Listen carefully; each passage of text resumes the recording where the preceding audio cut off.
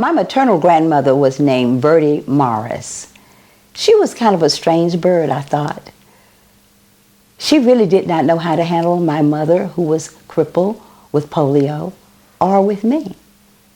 And when I would get an opportunity to go and spend time with her and with my granddad, when my granddad would leave, she would put me in a dark, dingy, stinky closet all day. No food, no water, no care, nothing.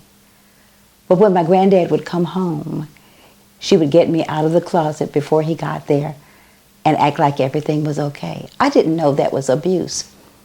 I was taught to mind your elders, and that's what I did, but it was scary in the closet. I cried in that closet. I didn't know why I was in the closet.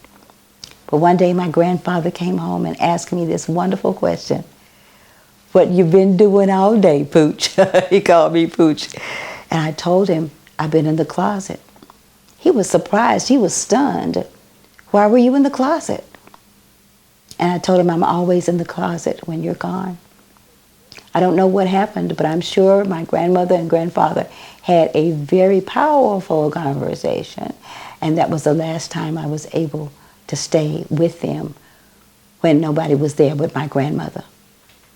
But let me tell you what God did. God's love was in the closet, and he got me out without any anger or bitterness or frustration or aggravation or anything, because he knew that the kind of love that he could give would cause me to be able to take care of my grandmother when my grandfather died for 19 years. I know that God loves us. And even if we're in situations that seem to be so terrible for us, God is a rescuer. I found out later in asking God, Lord, why? Why did she put me in the closet? And hearing the voice of God in my mind, he told me that she didn't know how to care for you, nor did she know how to care for her daughter. No, she was not mean. And that's why when you got out of that closet on those days, you had no anger, no bitterness, no frustration, because I knew what your plight was, and that was to love your grandmother unconditionally. You see, that's what Generation Love is all about, y'all. It's about loving unconditionally.